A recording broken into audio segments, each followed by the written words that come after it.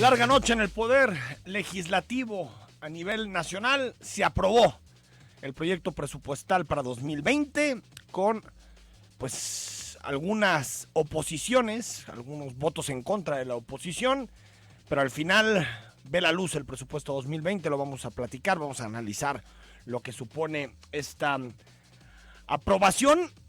Y también estará con nosotros aquí en cabina la Contralora del Estado, María Teresa Brito.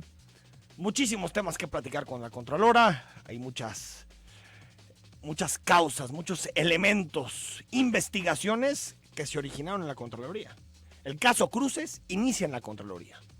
Por cierto, Cruces tenía hasta ayer para ir a comparecer de forma voluntaria a Puente Grande. No fue. Veremos qué sucede a partir de ahora. Estamos hasta las 10 de la mañana en Cara a Cara y, por supuesto, como todos los viernes, escuchamos a Julián Atilano.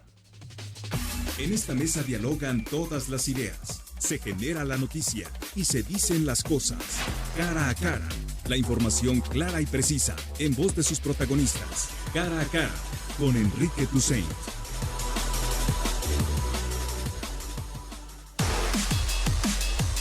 Son las 9 de la mañana con 5 minutos. ¿Qué jueves vivieron los diputados? Empezó desde muy tempranito los diputados federales. Hay que recordar que el presupuesto es una atribución exclusiva de la Cámara de Diputados. Ahí no entran ni siquiera los senadores a debatir las partidas presupuestales, en qué se gastan los más de 6 billones de pesos que tiene de presupuesto el gobierno federal. Y pues primero no se sabía dónde iban a sesionar, se tuvieron que ir a una sede alterna porque estaba tomada la Cámara de Diputados.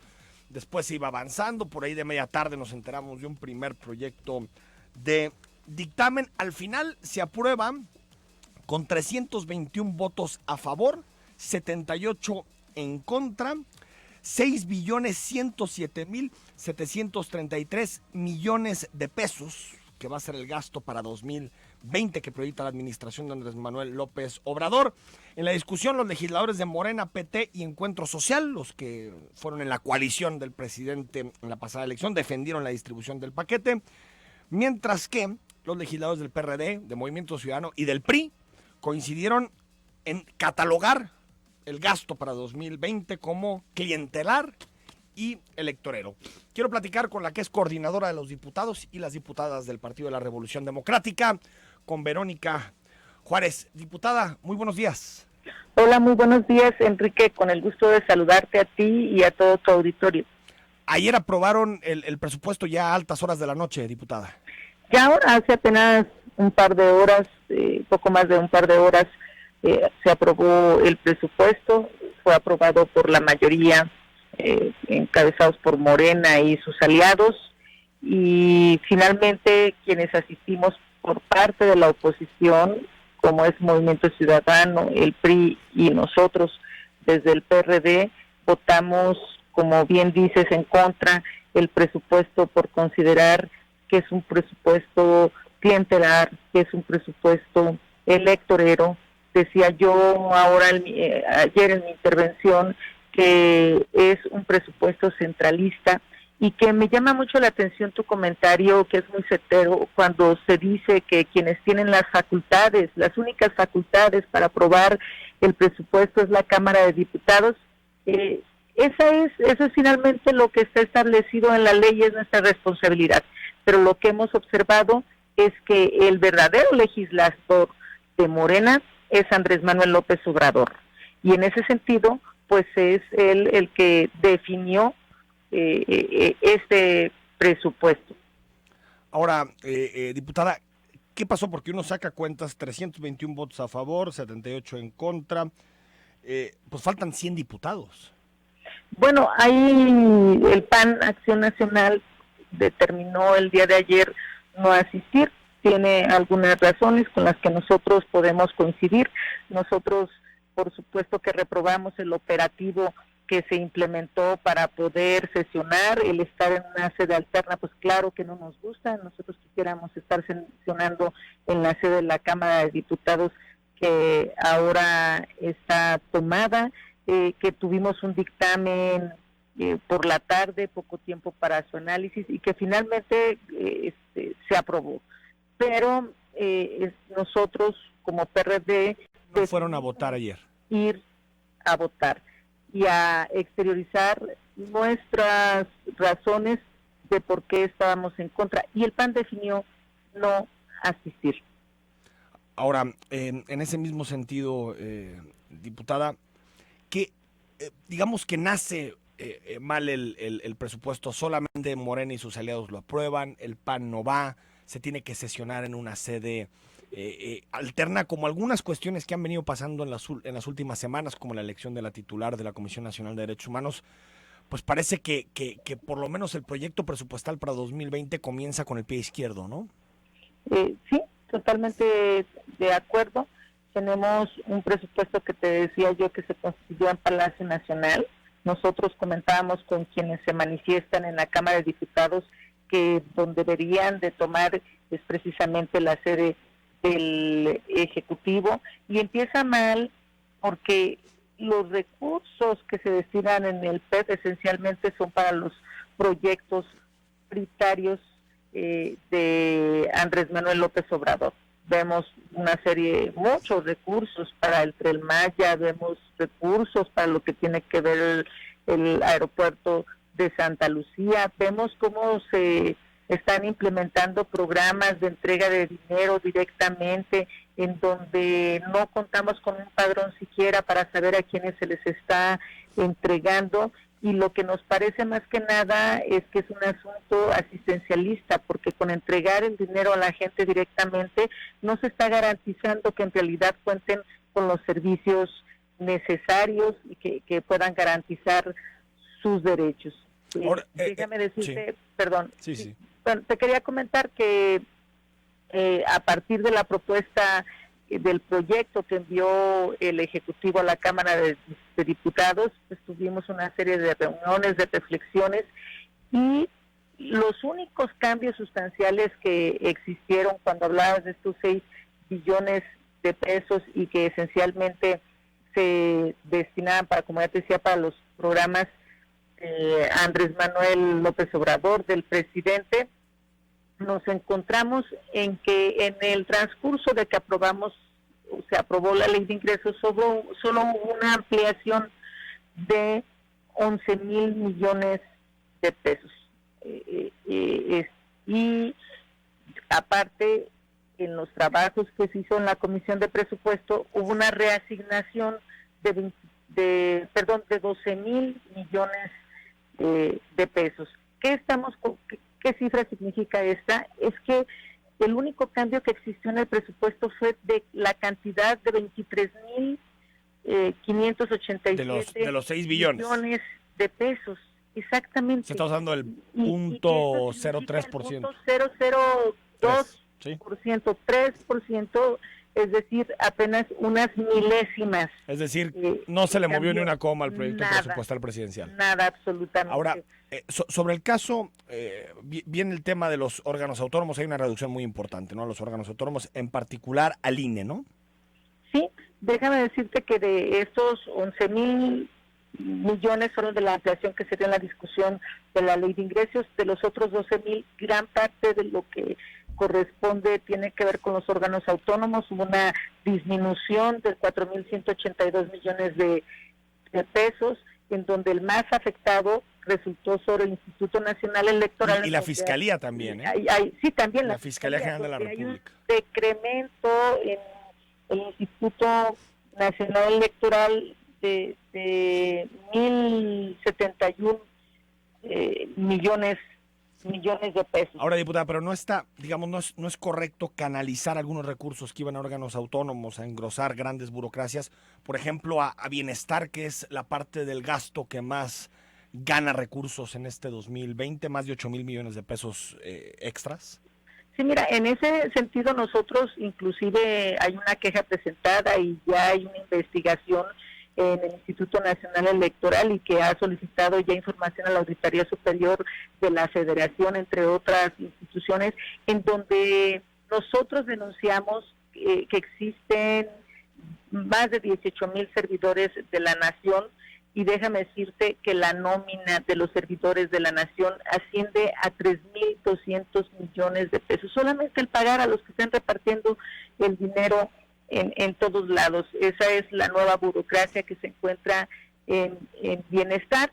Y te pongo ese ejemplo porque mientras se paga la nómina de los servidores de la nación, por otra parte, por ejemplo, vemos que en esta redistribución de recursos que hubo, por ejemplo, para las universidades, sí, para estar a mano con la inflación, que era lo que les faltaba, y estar conforme al presupuesto 2019, es decir, ni siquiera aumentar, fueron 415 millones de pesos. O que se creó un fondo para educación superior de 300 millones de pesos. De ese tamaño es la importancia que le da este gobierno en este rubro a la educación superior, y mientras tanto vemos que sí respalda a las prepas, a las universidades, que yo digo que son universidades de cochera, y es a las que le quiere dar prioridad en vez de apoyar a las universidades públicas que existen en el país. Es decir, en términos reales hay una reducción del dinero que va a las universidades. Términos reales, porque es menos que la inflación. En términos reales hay un decremento.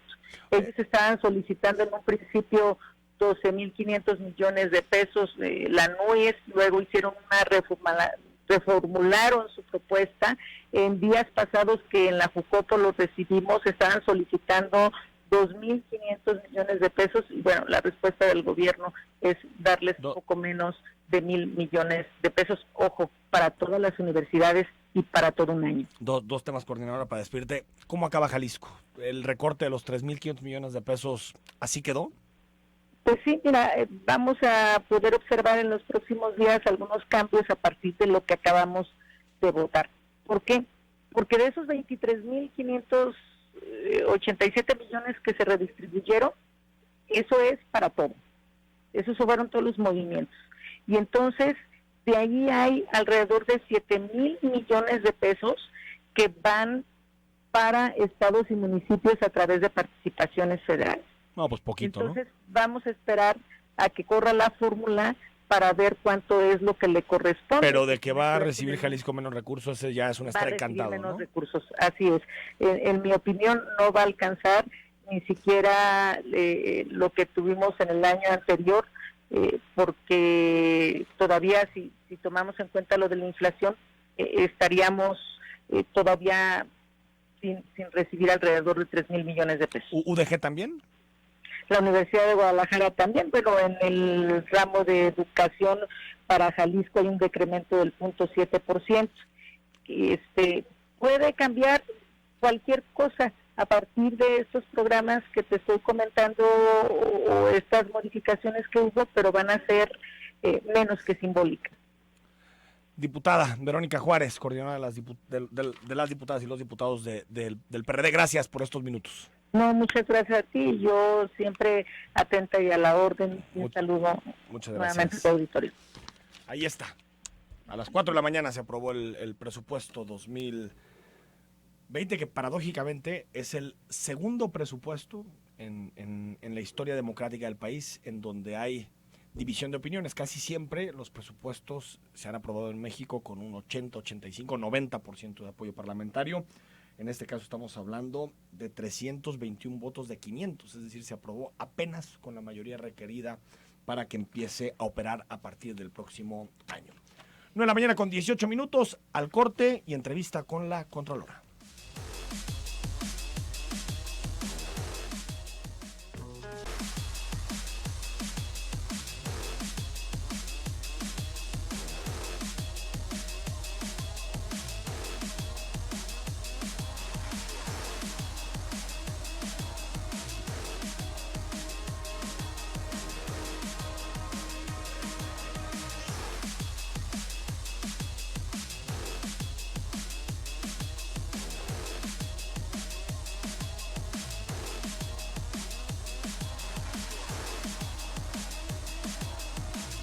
De la mañana con 21 minutos, ya es viernes 22 de noviembre, estamos en Cara a Cara. Escríbenos al 3318 8076 41.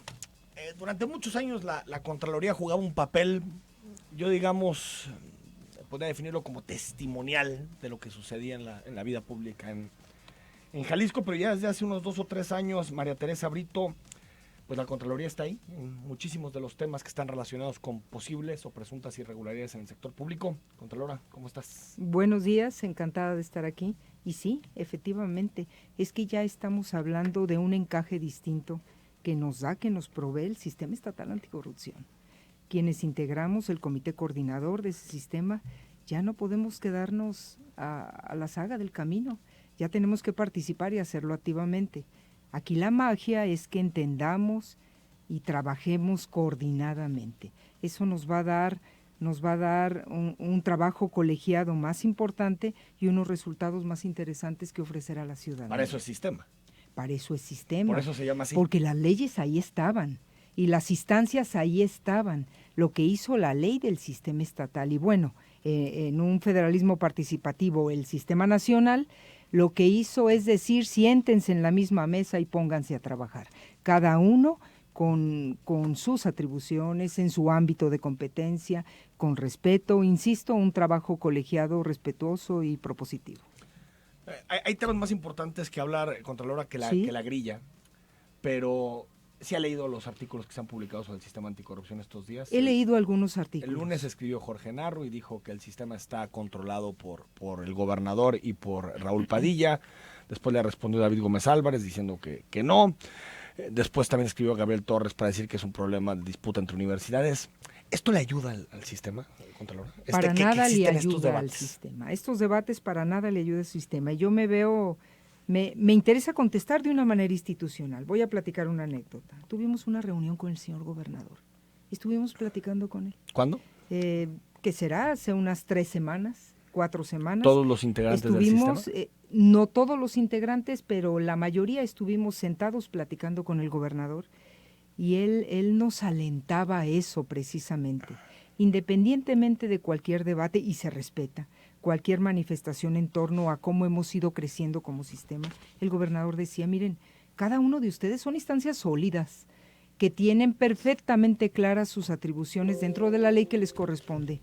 Nosotros como gobierno del Estado hemos venido abonando para que se vayan consolidando. Ahora aprendan a trabajar juntos. Yo, Enrique Alfaro, quiero hablar como sistema. No quiero ver a una contralora sola, no quiero ver a un fiscal anticorrupción solo. Recientemente salió un tema, materia penal, una vinculación a proceso de un personaje, y el gobernador dijo, si lo leí de esta manera, me da mucho gusto que esté funcionando el sistema, dice. No, porque hace poco decía que no funcionaba. No ahí dijo que funcionaba, sí. Me da mucho gusto que esté funcionando el sistema. Tiene que ser de esa manera. Yo considero este año, ya tenemos 2 nuevas caras, está la presidenta Lucía Almaraz, que es una mujer muy propositiva, es muy operativa, se enrolla las mangas para trabajar, estamos trabajando muy a gusto con ella. Esto no vende mérito de Freddy Mariñez, nos gusta el estilo de Lucía y espero que este año sea el de la consolidación y se vayan aclarando desde los ojos que nos ven de fuera una serie de dudas y malos entendidos. Pero apenas es el tercer año, o sea, comienza el tercer año. Apenas es el tercer año, abrir camino no es fácil. Yo sé, pero creo que también es importante que el propio comité de participación diga las expectativas son las siguientes. Y ya estamos viendo casos, y déjame entrar en materia, Contralora. Sí. Cruces. ¿Qué hay contra Cruces? ¿Qué información entregó la Contraloría para que haya, porque incluso lo declaraste, dijiste, ahí está toda la información, se lo entregamos al fiscal anticorrupción? ¿Hay materia entonces contra Cruces? Hemos venido caminando con este tema de la Secretaría de Salud, del OPD de Salud. Hemos venido caminando desde años atrás. Finalmente se presenta, hay otra serie de denuncias que no van directamente para un extitular, pero en el que también se encuentra involucrado, como es en la maternidad López Mateos, sí. en aquel tema. Pero la denuncia que es directamente a un exsecretario de Salud tiene que ver con un posible menoscabo de cerca de 605 millones de pesos. Esa fue la denuncia que se presentó, porque se culmina la auditoría y se presenta en este año. ¿Eso es directo?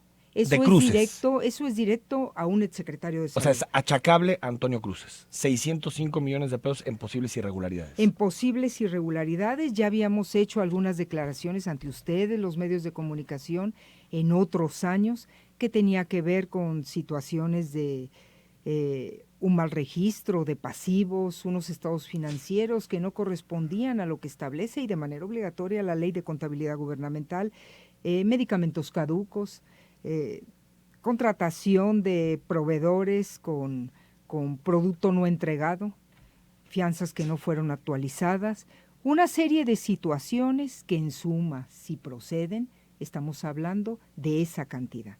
Por otro lado, por cuerda separada, la Contraloría del Estado... Perdón, Contralora, Sí. son todas las carpetas que tiene abierto el fiscal. Yo estoy segura de que el fiscal ha recibido denuncias de otros frentes. ¿Eso es lo ¿Qué que hace el entrega la fiscal? Contraloría? Eso es lo que entrega la Contraloría. ¿Qué hace el fiscal? Y está en su ámbito de competencia. O acumula, o maneja por cuerda separada.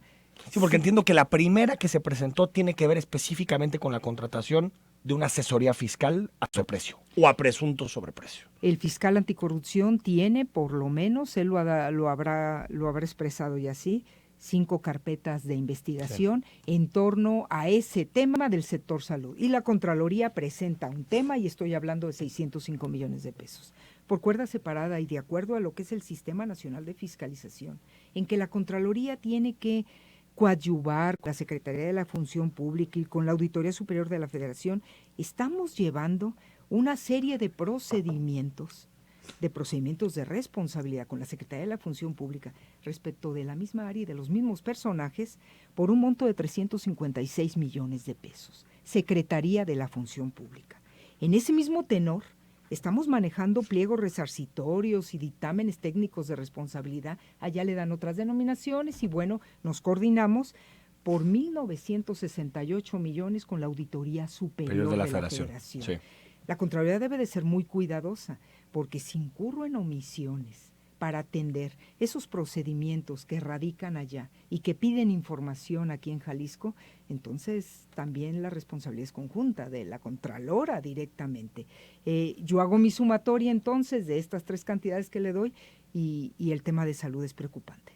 O sea, son 605 de lo que detectó la Contraloría, Denuncia más aparte penal de la Contraloría. hay que sumarle los 1.968 millones de pesos de la Auditoría Superior de la Federación y los 356 millones de la Secretaría de la Función Pública. Montos pendientes. Estamos hablando de casi 3,000 millones de pesos. Yo Contralora. no los declaro firmes. No, yo sé que no. Porque siempre hablamos de probables. Probable, ¿no? Y aparte es el Estado de Derecho. Es el Estado de Derecho. Sí, coincido. Y habrá defensa, habrá argumentos. En la mayoría, al menos en las instancias federales, ya se pasaron los términos. Pero aún así, podrá caber algún recurso y en eso yo no me meto. Yo hago el seguimiento adecuado, así como me lo impone la responsabilidad que por ley me corresponde con Función Pública y Auditoría Superior de la Federación.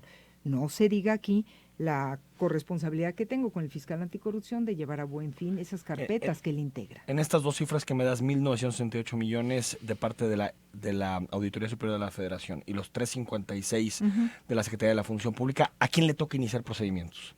¿Eso le toca a la Fiscalía General de la Lo que República? pasa es que son recursos federales. Por eso. Y allá hay o sea, un eso no le allá. toca a Gerardo de la Cruz Allá, como fiscal anticorrupción. no. Eso le toca. Allá le toca. Es recurso federal y hay un componente a investigar muy interesante que es el seguro popular.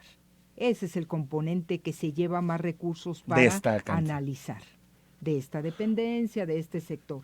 Es dinero federal, instancias federales investigan, no le toca en este momento a Gerardo de la Cruz. No. A menos que de ahí resultara una acción de índole estatal, pero eso lo estamos manejando Gerardo y su servidor. Entonces, es decir, esto lo tendría que empezar la Fiscalía General de la República a través de Exactamente. sus instancias. Si le corren traslado. Allá están manejando. Así como yo le corrí traslado, por decirlo así, yo presenté una denuncia con Gerardo de la Cruz. Con Gerardo de la Ese Cruz. mismo modelo se replica allá, o de allá se replica acá. De los 600 millones de pesos, podemos definir, Contralora, yo sé que eso al final le va a tocar a un juez después de todos los procedimientos, Claro. pero de lo que tú viste, ¿había corrupción? Es decir, hay casos achacables directamente a Cruces, porque siempre se ha dicho, se protegió bien, firmaban otros, él no daba la cara en los temas importantes. Mire, el sector salud, la Secretaría de Salud, el OPD de Salud, y que me corrijan quienes me están escuchando, son aproximadamente 21,000 trabajadores. Todo empieza, el caldo de cultivo de la corrupción es el desorden administrativo. Necesitamos titulares, hablemos de perfiles de puestos, hablemos de servicio civil de carrera, necesitamos titulares con experiencia, con trayectoria, con conocimiento de lo que es la administración pública. Cuando yo entro como contralor en el 2016, en mayo de 2016, lo primero que detecto en esa área particularmente es un gran desorden administrativo. Si yo llevé esto a conclusiones de índole penal, es porque encontré en las auditorías elementos suficientes para denunciar. Por otro lado, por cuerda separada, estoy llevando un procedimiento de responsabilidad administrativa. Presenté en el Tribunal de Justicia Administrativa, como falta grave, un procedimiento de responsabilidad por una serie de montos. Y tengo en la Contraloría, contra el secretario, y en la Contraloría tengo 33 procedimientos en sustanciación contra equipo de trabajo que voy a mandar también al tribunal como falta grave. ¿Pero todo es en la etapa de Cruces o también en la etapa de Jaime Agustín como González? Sucede lo siguiente, yo presento por resultados de revisión de auditoría. A veces un proceso te vincula a un año anterior, a un año posterior. Sería, o sea, sí están de las dos etapas. Está todo, es la Secretaría de Salud en el sexenio anterior. Si se revisa, se puede ampliar o se puede definir que Juan o Pedro es el responsable. ¿Cómo qué hacía Cruces para que haya un asunto penal de por medio? Por ejemplo, está el caso de la asesoría fiscal, que pagaba $500,000 mensuales a un despacho fiscal de forma irregular y tampoco entregaba a este despacho fiscal ningún resultado por ese $500,000. ¿Qué otras cosas pueden llegar a tener una raíz penal de lo que hacía Cruces? Yo quiero que ponga en el escenario de la administración pública a un titular distraído, irresponsable, y a un equipo de trabajo que de repente no se ajustaba a lo que ya te marca la Constitución, que es una definición de perfil muy de la mano. Insisto, soy muy repetitiva en ese tema, con el servicio civil de carrera. Sí. No puedes poner a un ingeniero de secretario de salud. Estoy poniendo un ejemplo. Sí. Y si eres un titular responsable, vas a armar un equipo que te ayude en todos los frentes, porque si no, debes de saber que lo que haga tu equipo va a ser responsabilidad directa tuya. Yo no entiendo cómo desde el 2002, Ley para Servidores Públicos del Estado, no entendamos que la nómina no puede ser botín ni de partidos políticos ni de intereses particulares. Las instituciones se deben de manejar con seriedad. La nómina de salud era un botín de interés partidista. Estoy hablando en términos generales. Por eso, pero en y esto que se quede, esta parte como una opinión personal. Pero si no escoges bien a tus colaboradores, resulta lo que pasó en la Secretaría de Salud, que empieza como un desorden y termina con resultados de una auditoría con situaciones de índole Cruces penal. no puede decir son mis colaboradores. Es que son terceros, yo no firmé. Lo que hagan ellos es responsabilidad del titular. Los secretarios firman lo básico de mis denuncias. Sí, los secretarios firman. Ahí están las firmas. Sí, pues. De Cruces. Hay firmas y de las carpetas de investigación de Gerardo de la Cruz también hay firmas. Y hay agravantes en el sentido de que tus colaboradores tampoco abonaron al cumplimiento de X relación contractual, por citar un caso. Vamos al corte, son las 9 de la mañana con 34 minutos. Hay muchos casos del sexenio anterior, pero también algunos que ameritan reflexión de este sexenio. Vamos al corte y regresamos.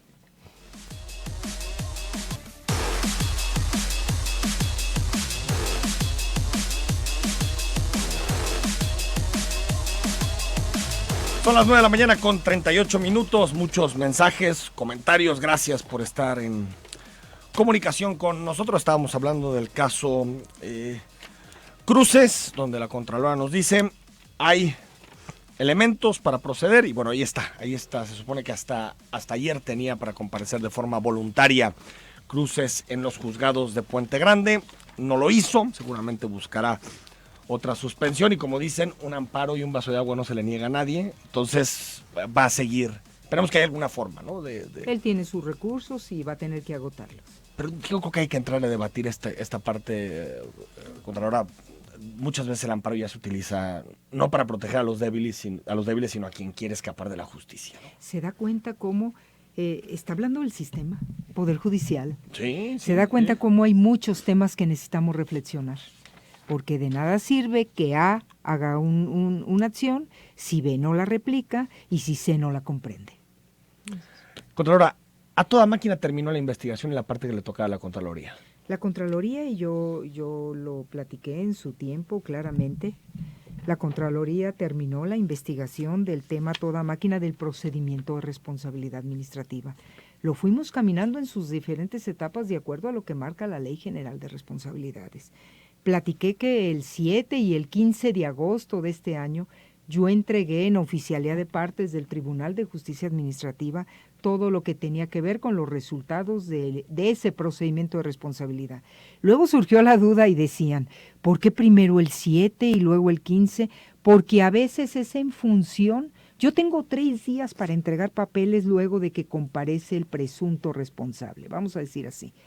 Y no me fue posible conjuntar la comparecencia de los servidores públicos con la comparecencia de la persona moral que también estoy señalando. Y por eso se dio esa disparidad de, ahí va una parte del expediente el 7, ahí va otra el 15 de agosto. Todo está entregado, estoy en comunicación con el presidente de la Sala Superior del Tribunal, pero no en términos particulares, sino generales, de que es importante que ya camine la maquinaria dentro del tribunal y se pronuncien en torno a mi procedimiento. Ya fueron hace 3 meses, tal vez, 4 meses. Si fue en agosto, entonces hagamos cuentas. Sí. 3 meses que entregaste. Yo ya entregué. ¿Qué entrega la Contraloría? ¿Un Lo que dictamen pasa, donde sugiere algunas determino. sanciones? Hay un proceso de investigación. Sí. Y yo califico la falta a criterio de la Contraloría y con los insumos que yo recibí. Calificas la falta. Y yo digo, para mí esta es falta grave, para mí esta es falta no grave, y me la quedo en la Contraloría y ahí es donde determino. A la falta no grave se queda en la Así Contraloría. Así es, la falta no grave se queda en la Contraloría, como la que le marqué al auditor que acudió a las diferentes etapas de ese proceso, porque la Contraloría no va con voto, va con voz, y entonces quizás debimos esforzarnos un poco más en el análisis. Falta no grave, y esa puede llegar hasta 1 año de inhabilitación, desde la amonestación hasta 1 año. Si es falta grave, si así la califica la Contraloría, y luego pasa la etapa de sustanciación, y citas y comparecen los presuntos responsables y declaran lo que a su derecho convenga, hacen las aclaraciones y dicen, esto que me señalas, yo entregué esto, yo hice esto, y se va al tribunal. Y yo las marqué como falta grave, y ahí pueden llegar a una inhabilitación de hasta 20 años. Por otro lado, en este tema de a toda máquina, hicimos los pininos de trabajar coordinadamente en el sistema estatal anticorrupción. Entonces yo presenté 3 informes en el seno de las reuniones del comité coordinador, en donde les iba platicando cómo iba caminando en este proceso. Decidieron tomar como muestra este proceso de a toda máquina, y ahí también yo informé. La Contraloría cumplió.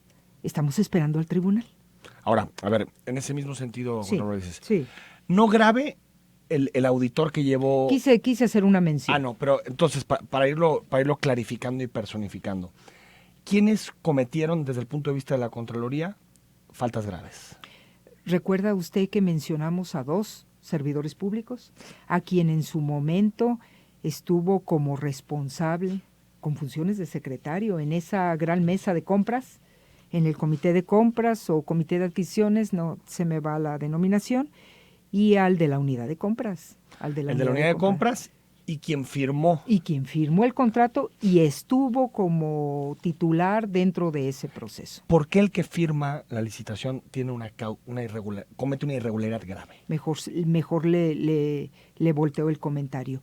El que se sentó como presidente con funciones de secretario, él es el de la falta grave. Porque él dirigió la reunión, él dio por buena la información que atrás del telón integra la unidad de compras, y él finalmente materializó el acuerdo a través de la firma de esa relación contractual. Pero entonces, el acuerdo sí tenía irregularidades, no debió haberlo firmado. No es tanto así que el acuerdo tenía irregularidades. La licitación tenía. Fíjese, porque eso nos llevaría a decir, la licitación está mal. No, eso no. A ver, yo lo he repetido en varias ocasiones, lo he repetido y de verdad, así te lo señala la Ley General de Responsabilidades. Cuando tú llevas a la mesa documentación que no es clara, la responsabilidad es tuya. Servidor público, secretario. Por eso quien hizo las funciones de secretario, lo estoy marcando como falta grave. Pero en la revisión de la licitación está bien. Las máquinas están bien. Platico con el secretario de ¿Pero Saber. qué debió haber hecho este funcionario para no caer en causa grave, en irregularidad grave? A ver, este es un cuerpo colegiado en que se sientan empresarios, se sienta testigo social, o sea, ciudadanía. Sí, los comités. Es muy incluyente la participación, muy, muy vasta. Se llevan carpetas, se lleva una serie de documentos que se presentan como los que están ajustados a derecho. Y se va rezando todos los artículos de la ley de compras y se dice, piden el informe, el estudio de mercado. Señores, aquí está el estudio de mercado. Te los mandan 3 días antes o te los pueden entregar ese momento. Tú confías, tú representante de una cúpula, tú confías y haces preguntas sobre los documentos. A veces se genera un receso. Pero tú acudes de buena fe. No estoy defendiendo a nadie. Estoy diciendo lo que en el papel ley de compras, el papel que juega cada uno de los que se sienta ahí. Como lo juega la Contraloría del Estado cuando va con vos, también participa y toma nota para auditoría posterior. Perdonen que no hablemos de los nombres concretos, por eso decimos funcionario, porque sigue el proceso y tiene que haber una sentencia todavía y después es importante mantener el debido proceso. Sí, yo sé que puede resultar chocante pero ahora sí que tiene que ser así, nada más Contralor. Si la licitación se hizo bien, si las máquinas están bien, si todo lo demás se hizo bien, ¿por qué no debía haberlo firmado quien fungió como secretario, la licitación? O sea, si la licitación está bien, pues el funcionario firma. Sí. O sea, ¿por qué caen en una irregularidad Tendría grave? que abrirle el procedimiento como lo mandé al tribunal. Tendría que abrirle ese procedimiento. Acuérdese que también está una persona moral que no ganó. Entonces sigue siendo información que no podemos tener. Una persona moral que no ganó. Sí, la otra. Eso es Avincap, bueno. ¿no? Eso es bueno. Yo diría de una manera muy coloquial, quizás respetuosa, te salvaste, quien firmó, te salvaste, porque la irregularidad no está en la que ganó, está en la que no ganó y en la manera... Porque la que no ganó jugó como empresa pantalla. Ese tu zen. Bueno, ese es, digamos, lo que... Ese tu zen. Bueno, vamos al corte y me dice si... Vamos al corte. Unos minutos más estamos con la Contralora y hablamos también con Juliana Tilano, que nos comentario como cada semana.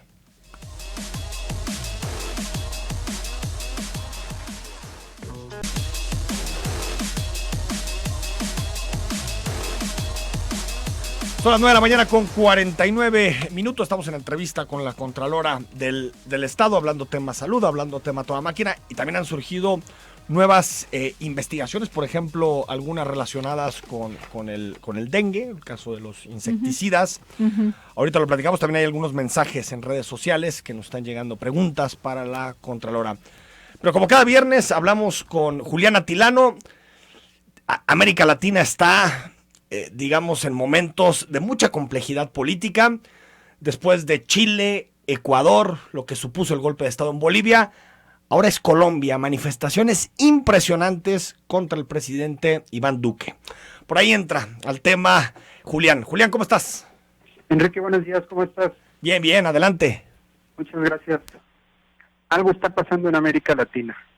En los últimos meses hemos visto movilizaciones sociales, revueltas, un golpe de Estado, elecciones con triunfos históricos y una serie de acciones o situaciones que están propiciando cambios políticos de gran calado.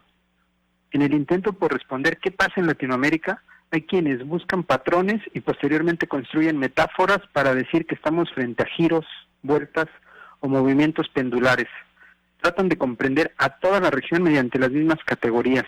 Sin embargo, estas explicaciones que quieren abarcar el mayor número de países son reduccionistas y limitadas. Lo que sucede en América Latina debe observarse caso por caso.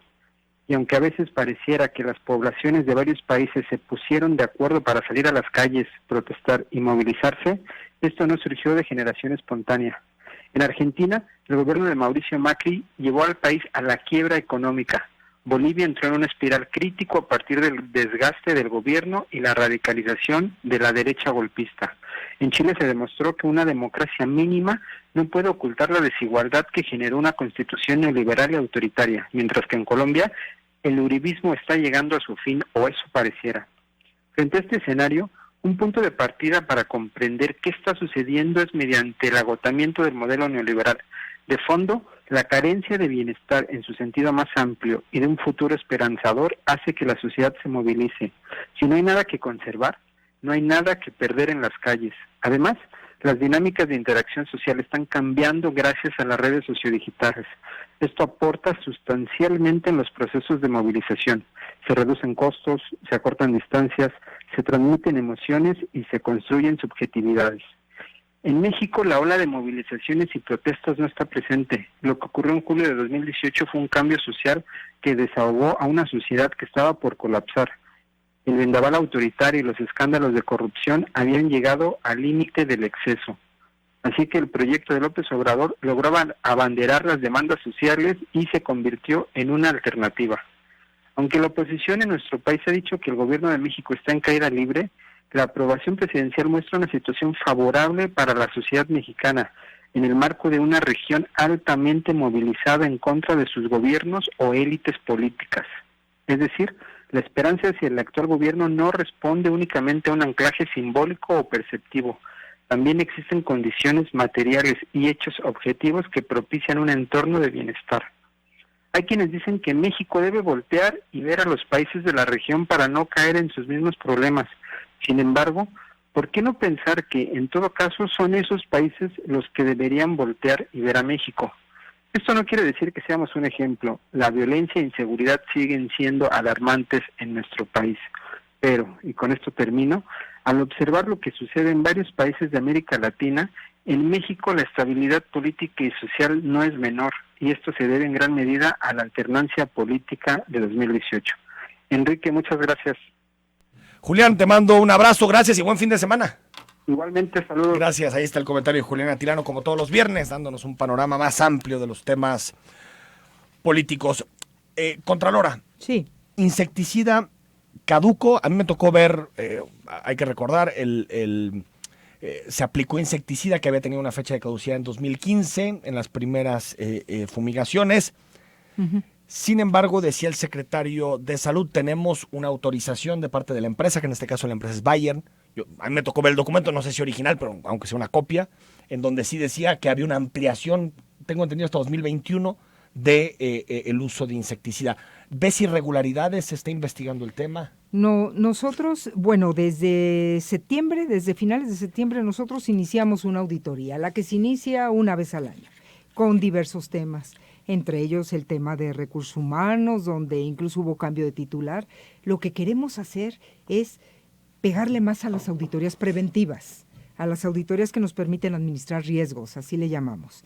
Ahora, en el camino el secretario me dice, quiero que me evalúe el tema del proceso que se llevó a cabo para el tema del dengue.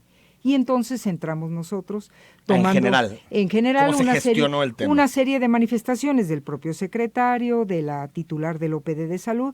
Hicimos aproximadamente 10 actas, levantamos 10 actas con declaraciones de trabajadores, de gente que conocen del tema y ya ha estado allá adentro. Sí hay un documento de Bayer, todavía no tengo el original, pero lo constatamos hablando con funcionarios de Bayer. Sí estaba caduco, pero sí el documento decía que tenía buenas propiedades siempre y cuando se cumpliera con una serie de especificaciones. Acudimos a la bodega donde estaba ese producto, que le llaman deltametrina. Acudimos y sí estaba a la sombra con una serie de especificaciones que ahí señalan. Discúlpenme si no hablo tan técnico porque, bueno, es un área complicada. El secretario recientemente hizo algunas declaraciones que tienen que ver con situaciones de estrategias que él mencionaba de comunicación. Ahí difiero, considero desafortunado el comentario. Lo que necesitan, y esto se me desprende de las propias declaraciones y de trabajadores que son los valiosos, los que andan en la talacha en la calle, necesitan organizarse internamente, necesitan mayor comunicación, Secretaría OPD de Salud. El insecticida está bien, debieron hacer más campañas de prevención, de socialización. No se colocó un insecticida que no funcionara. Sí funcionaba. Sí, y esto lo estoy sacando de las declaraciones. ¿Por qué no le ponen 2015 si sigue funcionando en 2020? Nosotros todavía tenemos abierto, no es el documento definitivo. Indagamos si el que nos dio el secretario era válido, vamos a decir así, porque era una copia. Yo no tengo por qué dudar, era pero una copia. A lo que me refiero es por qué una empresa le pone 2015 de fecha de caducidad y en 2020, 2019, 2020 sigue funcionando. Por lo pronto, el documento que está ahí es real, así nos lo dijeron. Tenemos que entrar todavía más, está abierta una investigación con el director de entomología, le llaman ellos, es una persona muy conocedora del tema dentro de la Secretaría de Salud. Esto va a continuar, pero hasta ahorita vamos. Dos preguntas más, ya se nos está acabando con el tiempo. Sí. ¿No hay también abierta una investigación por si se utilizó insecticida caduco en la administración anterior? Porque uno supone que si dejaron insecticida caduco para el inicio de 2018 y 2019, pues tal vez se utilizó también en el sexenio anterior. Hace rato usted me preguntaba, bueno, ¿es un secretario o es otro? Y yo le decía, a veces una investigación te lleva al antes y te previene del después. Pero entonces sí hay una línea que investiga si utilizó insecticida caduco en el tiene sexenio que ser. de tiene que ser. Llámelo así, una línea, ¿eh? Una línea, sí. Se tiene que investigar. Conflicto de interés en OPD de servicios de salud. Mire, cuando materializas el conflicto de interés, es decir, que tú directamente compras y firmas y es tu hermano y es tu tío y es tu esposo, ese es un conflicto de interés catalogado como falta grave. Cuando tú directamente no lo haces, pero lo hace una región sanitaria, vamos a decir, que en este caso fue de Tonalá y sé de lo que me está hablando, entonces tú debiste advertirlo. Se contrató una empresa para dar mantenimiento a los autos de la dependencia. Tú debiste advertirlo, tu titular, en tu declaración patrimonial. Ya lo habías hecho en la 3 de 3. Aquella de Transparencia Mexicana, ya lo habías hecho y habías asentado ese posible conflicto de interés, pero no lo estableciste en la declaración patrimonial que conserva la Contraloría. Pero entonces habría que valorar si alcanza el nivel de grave. Yo ya inicié un procedimiento. ¿Ella firmó no. Consuelo? Esa es su... Mire, sus áreas administrativas, quien compró con fondo revolvente fue la región sanitaria en Tonalá. Okay. Le estoy diciendo lo que nos va saliendo. O sea, ¿ella directamente no firmó? Que no puede ser lo definitivo. Hasta ahorita no tengo constancia de que haya firmado. Pero sí tengo que en la declaración ella no lo estableció. Contralora, María Teresa Brito, quedan muchísimos temas. Quedan muchísimos temas como para regresar. Muchos asuntos. Planetario bien, ¿eh? Ya, o sea, se hicieron las advertencias que se tenían que hacer y la empresa ya... ¿Está respondiendo? Sí, pues como debería ser. Pues gracias y no tarde tanto en venir, Contralora. Entiendo la indirecta y como directa pronto estaré aquí. Muchas gracias. Nos vamos, gracias por haber estado con nosotros esta semana en Cara a Cara. Próximo lunes hablamos de seguridad y si en particular vives en el municipio de Zapopan o trabajas en el municipio de Zapopan, va a estar aquí con nosotros el comisario municipal Roberto Alarcón para platicar de los principales temas, pues digamos que afectan a los ciudadanos en el municipio de Zapopan. Soy Enrique Tucen y hasta el lunes a las 9. Buen fin de semana.